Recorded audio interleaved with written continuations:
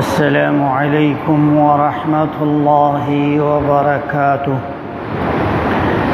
إن الحمد لله نحمده ونستعينه ونستغفره ونعوذ بالله من شرور أنفسنا ومن سيئات أعمالنا. من يهده الله فلا مضل له ومن يضلل فلا هادي له. وأشهد أن لا إله إلا الله وأشهد أن لا إله إلا الله وأشهد أن محمدًا عبده ورسوله. أما بعد فإن خير الحديث كتاب الله وخير الهدي هدي محمد صلى الله عليه وسلم وشر الأمور محدثاتها وكل محدثة بدعة وكل بدعة ضلالة وكل ضلالة في النار. أما بعد فأعوذ بالله السميع العليم من الشيطان الرجيم من همزه ونفخه ونفسه. وَلَقَدْ أَهْلَكْنَا الْقُرُونَ مِنْ قَبْلِكُمْ لَمَّا ظَلَمُوا وَجَاءَتْهُمْ رُسُلُهُمْ بِالْبَيِّنَاتِ وَمَا كَانُوا لِيُؤْمِنُوا كَذَلِكَ نَجْزِي الْقَوْمَ الْمُجْرِمِينَ. وقال تعالى: إنما يريد الشيطان أن يوقع بينكم العداوة والبغضاء في الخمر والميسر ويصدكم عن ذكر الله وعن الصلاة.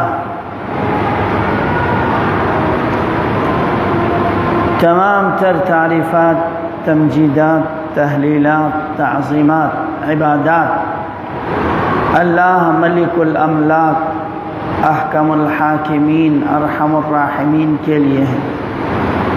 انگن صلاۃ و سلام ہو محمد الرسول اللہ صلی اللہ علیہ وسلم، آپ کے اہل، آپ کے اہل بیت، آپ کے ازواج مطہرات، آپ کے احباب، آپ کے اتباع اور محبین پر اللہ ہمیں بھی آپ صلی اللہ علیہ وسلم کے سچے محبین اور متبعین میں سے بنائے.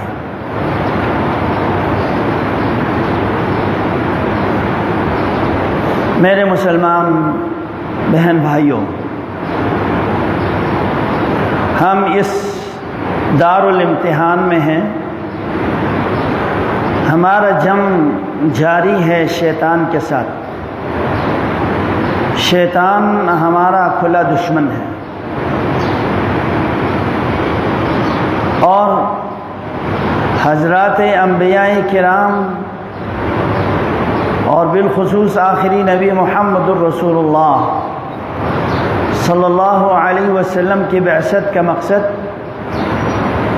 لوگوں کو شیطان اور شیطانی عملیات، شرکیات، کفریات، لغویات اور محرمات سے دور کر کے رب کی عبادت، ریاضت اور بندگی پر لگایا جائے، تاکہ ابن آدم کے ساتھ جنت میں چلے جائیں علیہ السلام. کہیں وہ شیطان جس نے آدم کو جنت سے نکال دیا، ہم لوگوں کو بھی، انسانوں کو بھی جنت سے محروم نہ کیا جائے. اللہ نے آدم کی توبہ قبول کر لی، ہم نے بھی اگر توبہ کر لیا تو آدم کی صفت ہے. توبہ تائب نہیں ہوئے گناہوں سے، شیطانی عملیات میں لت پت رہیں تو پھر شیطان کے ساتھ جنت میں جانے کا خطرہ ہے، والعیاذ باللہ، اللہ ہمیں بچائے۔ مغفرت کا مہینہ، عفو درگزری کا مہینہ، عتق من النار، جہنم سے آزادی کا مہینہ قریب ہو چکا ہے۔ بعض ایسے بدنصیب ہیں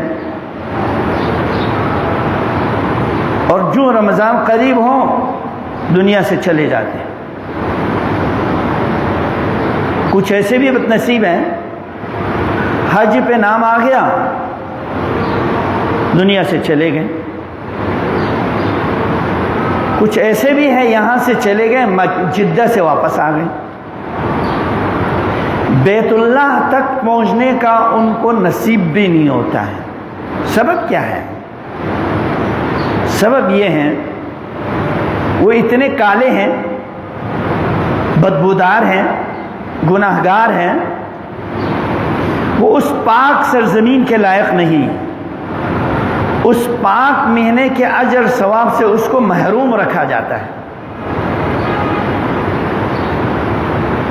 انتہائی حسرت، افسوس کی بات ہے۔ یہ قیمتی زندگی، اس زندگی میں خاص کر رمضان کا مہینہ ملے اور اس میں نیکی سے محروم ہو جائیں، نماز پڑھنے سے عاجز آ جائیں، نیکیوں میں آگے بڑھنے کے لیے رکاوٹیں آ جائیں۔ یوں تو معذورین کے لیے کفارے ضرور رکھیں، لیکن اس مہینے کی عبادات کا خاص مقام رکھتا ہے۔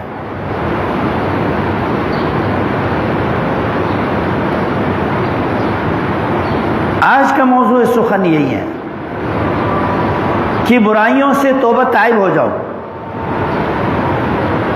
برائیوں سے دوری اختیار کرو، کہیں یہ برائی آپ کو نیکیوں سے محروم نہ کیا جائے۔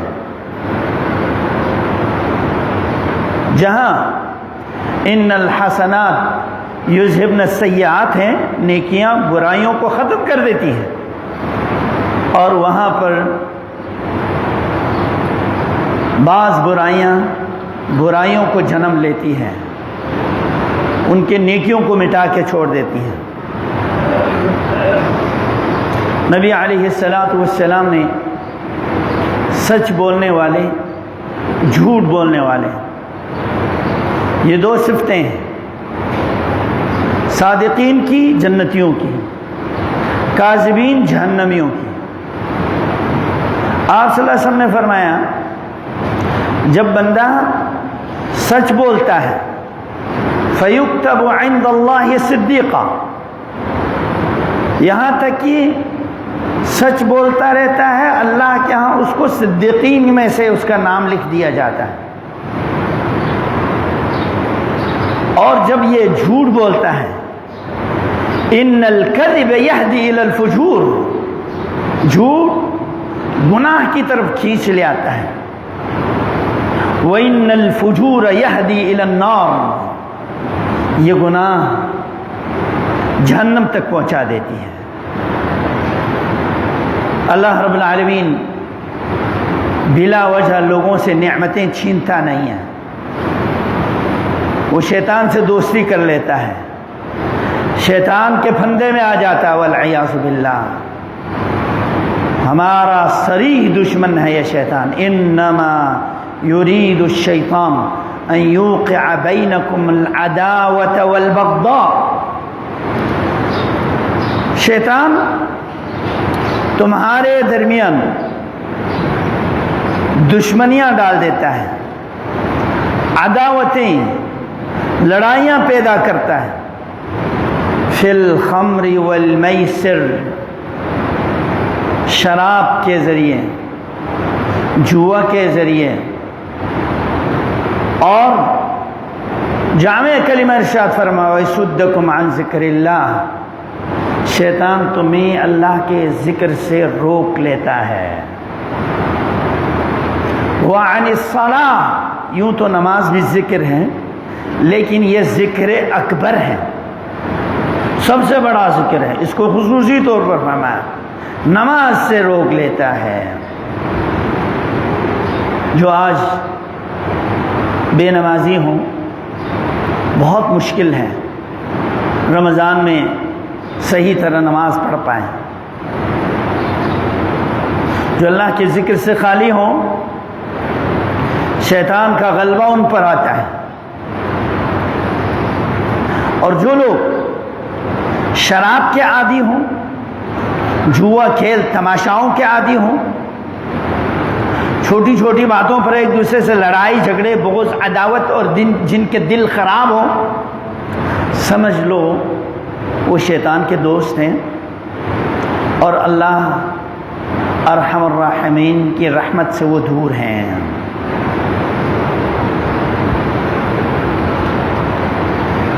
لا الہ الا اللہ۔ یہ شراب، یہ کباب، یہ دنیا کی لذت شہوت، یہ ذکر الہی کے لذت سے محروم کر دینے والی چیزیں ہیں۔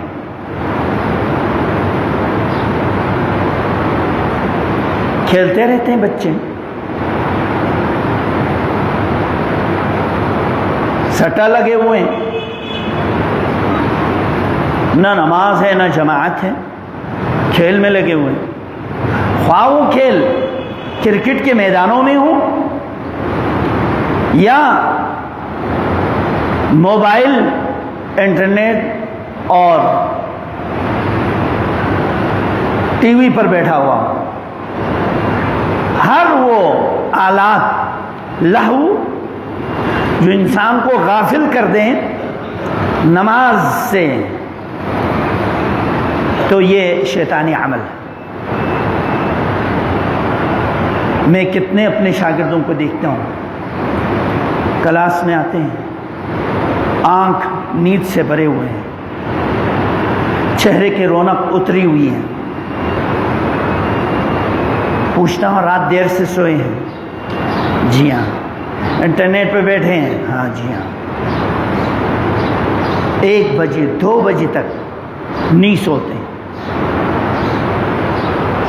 وَجَعَلْنَا اللَّيْلَ لِبَاسًا، جو فطرت کا تقاضا ہے، اس پردے کو اپنے اوپر لے لو رات کی تاریکی کی۔ نیند کو اللہ نے جسم کی ڈنٹنگ پینٹنگ چارجنگ کے لیے خصوصی طور پر تیار کیا۔ فریش ہو کر اٹھتا ہے تب جب رات کی ابتدائی ساعت میں سوتا ہے۔ آدھی رات کے بعد سونے سے وہ فوائد حاصل نہیں ہوں گے جو رات کی ابتدائی رات میں سونے سے ہوتے ہیں۔ دن کو سوئیں تو بیماری پیدا ہوں گے۔ یہ وہ آلات لہو جو آپ کو اللہ کے ذکر اور فجر کی نماز سے غافل کر دیں۔ اللہ کے نبی نے فرمایا جس نے فجر کی نماز ٹائم پر ادا کی وہ اللہ کے ذمے میں ہے، اور جو فجر کی نماز ٹائم پر ادا نہیں کرے وہ اللہ کے ذمے سے محروم ہے۔ جب اللہ کے ذمے سے محروم ہے تو وہ شیطان کے قبضے میں، پھر وہ اپنے آپ کو نہیں بچا سکتا۔ یہ شیطان کہتا ہے میں آگے سے دائیں سے بائیں سے ہر طرف سے میں ان پہ حملہ کروں گا، لیکن رب تعالیٰ نے یہ بھی فرما دیا ان عبادی لیس لک علیہم سلطان، میرے ایسے بھی بندے ہیں جن پر تمہارے داؤ نہیں چلتے ہیں، بلکہ فرمایا ان کید الشیطان کان ضعیفا، شیطان کا مکر انتہائی کمزور ہے۔ بات یہ ہے کہ ایمان جب کمزور ہو جائے، برائی میں مبتلا ہو جائے، تو شیطان کی یہ کمزور حرکتیں انسان کو بگاڑنے کے لیے کافی ہوتی ہیں۔ ورنہ آپ نے یہ حدیث سن رکھا ہے، مؤذن جب اذان دیتا ہے شیطان کی تو ہوا خارج ہوتے ہوئے بھاگ جاتا ہے۔ اتل ما اوحی الیک من الکتاب واقم الصلاۃ ان الصلاۃ تنہی عن الفحشاء والمنکر ولذکر اللہ اکبر۔ بات یہ ہے کہ نماز اگر صحیح ٹائم پہ پڑھتا ہو، صحیح شریعت سنت کے مطابق، اس کے وضو طہارت ارکان واجبات صحیح ادا ہوں تو وہ نماز انسان کو بے حیائی اور برائی سے روک لیتی ہے، شیطان کی داؤ اس پر نہیں چل سکتی۔ کیوں؟ وَلَذِكْرُ اللَّهِ أَكْبَرُ، اللہ کا ذکر بہت بڑا ہے۔ میرے بھائیوں، شیطان ہمہ وقت ہم پر حملہ کرتا ہے، جبکہ ہم نماز پڑھ رہے ہوتے ہیں، نماز میں بھی ہم پر وسوسے ڈالتے ہیں، اذکر کذا اذکر کذا۔ یوں ہی اپنے خیال ہم اپنے دکانوں پر دنیا کے لغویات پر لگا دیں تو شیطان اس میں پھنسا کر مشغول کر دیتا ہے، نماز سے وہ نکلتا ہے، اس کو خیال ہی نہیں ہوتا کہ میں نے کتنے رکعتیں پڑھی ہیں۔ اسی لیے شیطان کو بھگانے کے لیے اللہ کے نبی صلی اللہ علیہ وسلم نے فرمایا جب اعوذ باللہ من الشیطان الرجیم پڑھیں تو یہ ذلیل ہو جاتا، بھاگ جاتا ہے، اور یہ دل پر حملہ کرتا ہے۔ الذی یوسوس فی صدور الناس من الجنۃ والناس، جب یہ سورت پڑھیں سورہ ناس تو شیطان کے اثرات اور اس کے طاقت ٹوٹ جاتی ہے۔ الا بذکر اللہ تطمئن القلوب، جب اللہ کے ذکر کثرت سے کریں تو اس کے دل پرسکون رہتا ہے، ان وساوس سے اللہ اس کو محفوظ فرما دیتا ہے۔ میرے بھائیوں، شیطان کے داخل ہونے کے بہت سارے اسباب ہیں جن کے ذریعے انسان کو نیکیوں سے دور اور برائیوں پر برائیوں جنم لینے کا اسباب ذریعہ پیدا کرتے ہیں۔ یہ ہمارے درمیان میں بہت ہے، عام ہے یہ برائیاں، جس کو ہم برائی نہیں سمجھتے، بالخصوص خواتین میں غیبت، ایک دوسرے کی برائی بیان کر لینا، غیبت بیان کرنا۔ اللہ کے نبی سے صحابہ کرام نے پوچھا اللہ کے نبی جب اس میں یہ برائی ہو تو اس کو بیان کرنے میں بھی کیا ممانعت ہے؟ ہاں یہ بھی حرام ہے، اگر اس میں وہ برائی ہو ہی نہ تو پھر تو بہتان ہے، اس سے بھی خطرناک گناہ ہے۔ جب ایک کسی کی غیبت بیان کرتا ہے تو دوسرا جو آدمی سنتا ہے شیطان اس کے دل میں بھی وسوسہ ڈالتا ہے، یار تم اس کی یہ ساری باتیں جو نا فلان آدمی کو سنا دو، اس نے جو کچھ بتایا ہے، نمبر بنانے کی کوشش کرتا ہے، خیر خواہ ظاہر کرواتا ہے، پھر وہ چغلی کرتا ہے، فساد پھیلاتا ہے۔ دوسرا آدمی، یار فلان آدمی آپ کے بارے میں یہ کہہ رہا تھا، یہ کہہ رہا تھا۔ نمام، لا يدخل الجنت النمام، یہ آدمی جو دو آدمیوں کے درمیان لڑاتا ہے، ایک دوسرے کی برائیاں سناتا ہے ایک دوسرے کو، تو یہ جنت میں نہیں جائے گا، شیطان کے ساتھ جہنم میں جائے گا والعیاذ باللہ۔ جب یہ چغلی کرے گا، وہ دوسرا آدمی جس کو پتہ ہی نہیں کہ میرے خلاف یہ چغلی غیبت بھی کرتا ہے کہ نہیں، اب وہ بھی اس کے ٹوہ میں لگ جاتا ہے۔ جب آدمی کسی کے ٹوہ میں لگتا ہے تو کون انسان معصوم ہے جس سے خطا نہ ہوتا ہو؟ پھر اس کی برائیاں تلاش کرنے لگتا ہے، پھر اس کی برائیاں عام کرنے کی کوشش کرتا ہے۔ اس طرح 3 افراد، 3 خاندان، معاشرہ ایک دوسرے کے ساتھ دشمنی کو جنم لیتی ہے۔ پھر اپنی بات کو چھپانے کے لیے جھوٹ بولتا ہے، جھوٹ بولتا ہے تو پھر شیطان اور خوش ہوتا ہے، ایک بات کو سچ کرنے کے لیے 100 جھوٹ بولتا ہے، جھوٹ پر جھوٹ بولتا ہے، جس کے بارے میں حدیث آپ کو سنایا گیا، اس کو فاسق اور فاجر کے زمرے میں لکھ دیا جاتا ہے اور جہنمی بنا دیا جاتا ہے والعیاذ باللہ۔ ایک برائی، سچ بات، حق بات کہنے کے پابند ہو جائیں، نہ وہ چغلی کرے گا، نہ کسی کی غیبت کرے گا، وہ سچائی کے پابند ہوگا اور سیدھے جنت میں جائے گا۔ یہ سچائی نجات کا ذریعہ ہے۔ ہاں کبھی جھوٹ بولنا جائز ہے، کبھی جھوٹ بولنا جائز ہے۔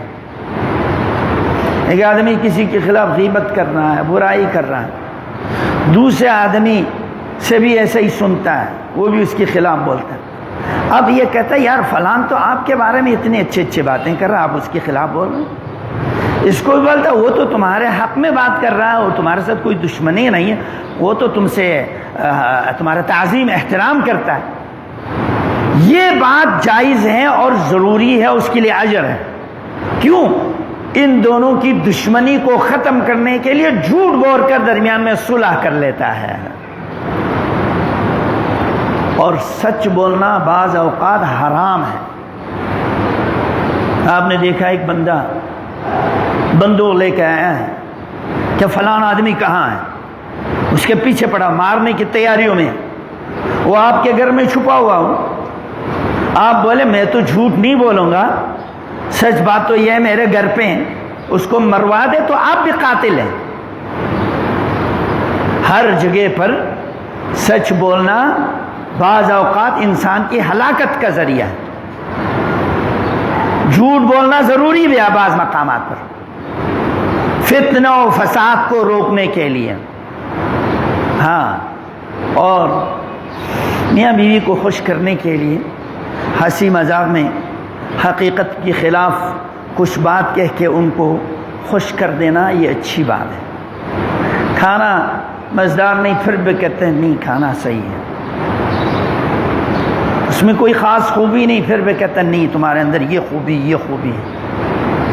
خوش رکھو ایک دوسرے کو، یہ جائز ہے۔ لا الہ الا اللہ، لا الہ الا اللہ۔ برائی یہ دل سے شروع ہوتی ہے، دل صاف ہو تو زبان بھی صاف، دل میں شیطان کی وسوسے شیطان کا غلبہ ہو تو زبان پر بھی برائی گالم گلوچ، جو آج معاشرے کا ایک فیشن بن چکا ہے، کسی سے خاص محبت دوستی ہو تو ایک گالی بکتا ہے والعیاذ باللہ، پھر بات کرتا ہے، اور یہ تکیہ کلام بن چکا ہے۔ یہ بد اخلاقی ہے، یہ دل کی خرابی ہے۔ کسی کو گالی دینا، کسی کو لعنت دینا، کسی کو داغدار بنا دینا، یہ اشرف الانسان، اشرف المخلوقات ہیں، اس کا تو مقام ہی کچھ اور ہے۔ لیکن ایک صحابی نے لعنت بھیج دیا، گالی دی اونٹ کو، اس پر لعنت بھیج دی۔ اس پر لعنت بھیجنے پر اللہ کے نبی صلی اللہ علیہ وسلم نے فرمایا تم نے اس پر اب لعنت بھیج دیا، اب اس قابل نہیں کہ تم اس پر خدمت لے لو اور سوار ہو جاؤ، چھوڑ دو۔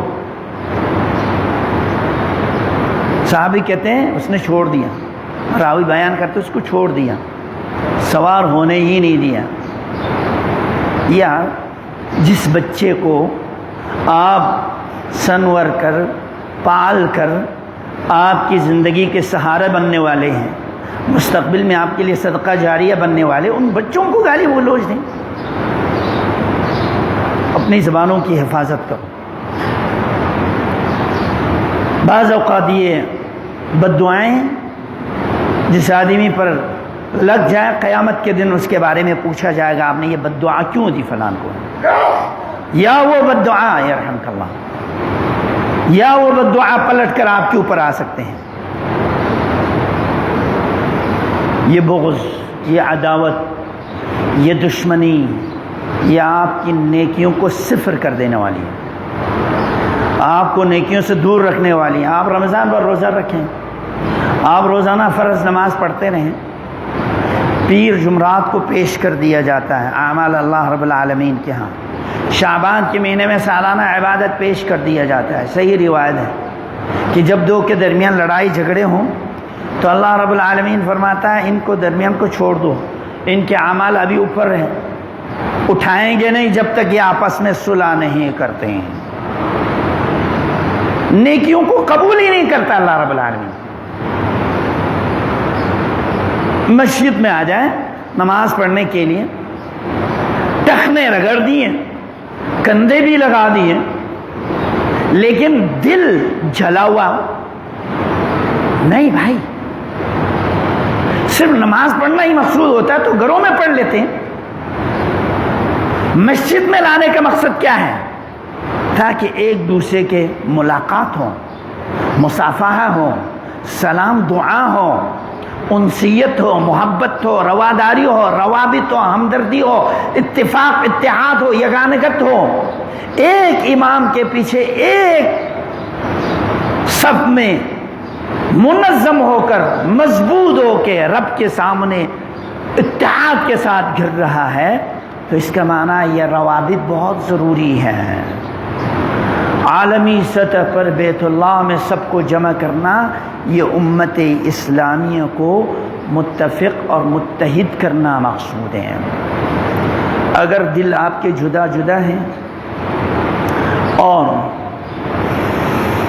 آپ والعیاذ باللہ گناہوں میں لت پت ہیں تو یہ گناہ آپ کی نیکیوں کو اللہ قبول نہیں کرتا اور نیکیوں سے محروم کر دیتا ہے.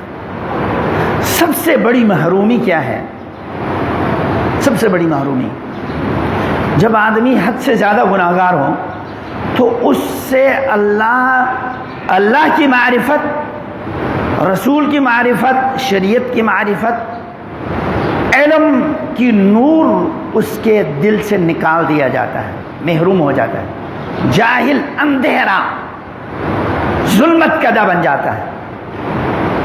گناہوں کی وجہ سے، علم سے، شریعت سے، قرآن سے وہ محروم ہوتا ہے.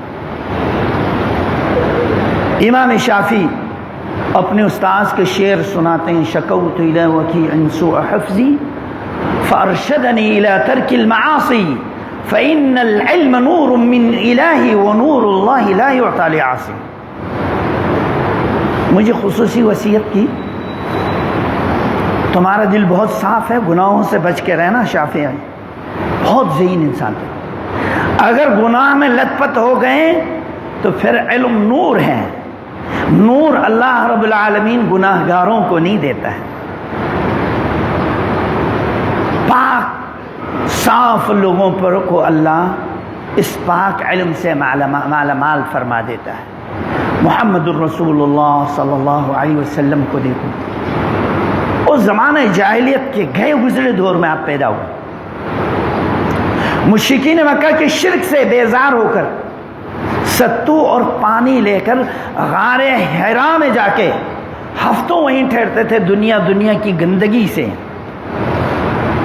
عداوتوں دشمنیوں سے، لڑائیوں جھگڑوں سے، شرک اور کفر سے بیزار ہو کر الگ تھلگ رہ رہے ہیں. پاک صاف دل رکھتا ہے.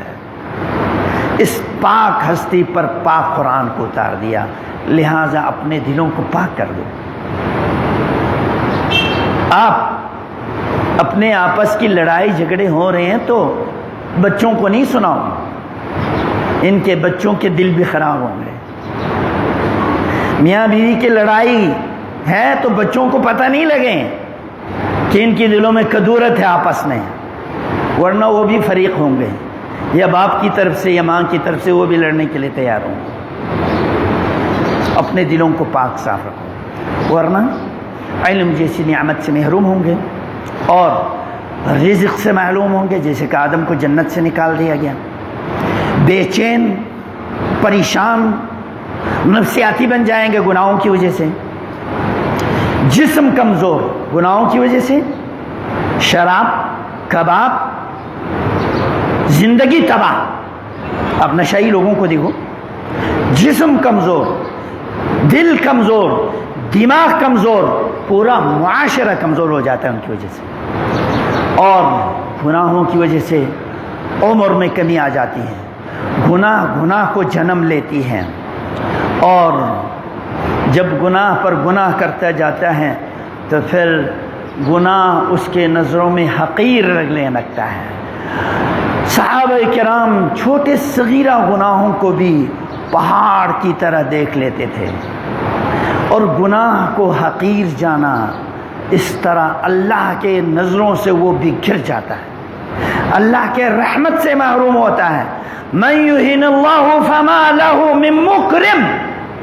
ایک گناہگار بدبودار انسان کو اللہ بھی اس سے ناپسند کرتا ہے، اس پر اپنے نظر کرم نہیں فرماتا ہے۔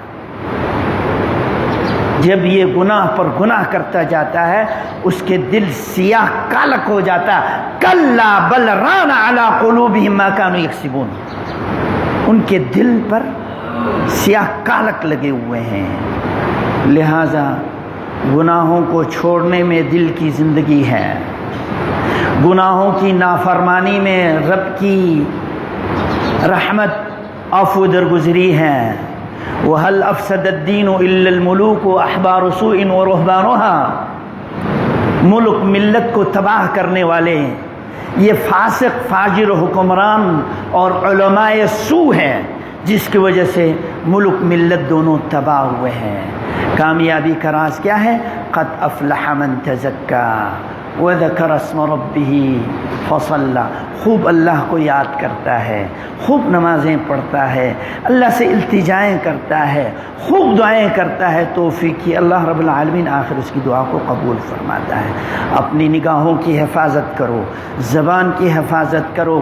اذ یتلقان المتلقیان عن الیمین وعن الشمال قعید ما یلفظ من قول الا لدیہ رقیب عتید۔ ہماری ہر حرکت، ہر زبان، ہر کلام کو محفوظ کرنے کے لیے کرامن کاتبین، 2 کیمرے مین تیار ہیں، ان سب کا ہم نے حساب دینا ہے۔ خوب اللہ کو یاد کرو، توبہ تائب ہو جاؤ۔ اس توبہ کی برکت سے انشاءاللہ ہمیں رمضان المبارک میں خوب نیکیاں سمیٹنے کا موقع ملے گا۔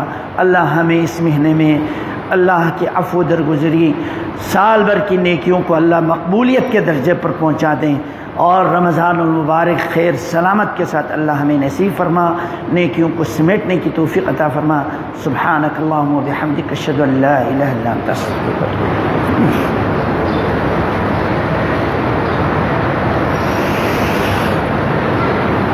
ان الحمد لله نحمده ونستعينه ونستغفره ونعوذ بالله من شرور انفسنا ومن سيئات اعمالنا، من يهده الله فلا مضل له ومن يضلل فلا هادي له، واشهد ان لا اله الا الله واشهد ان محمدا عبده ورسوله۔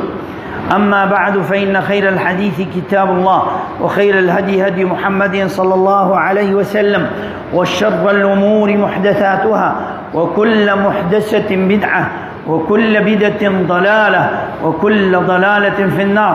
اللهم صل على محمد وعلى آل محمد كما صليت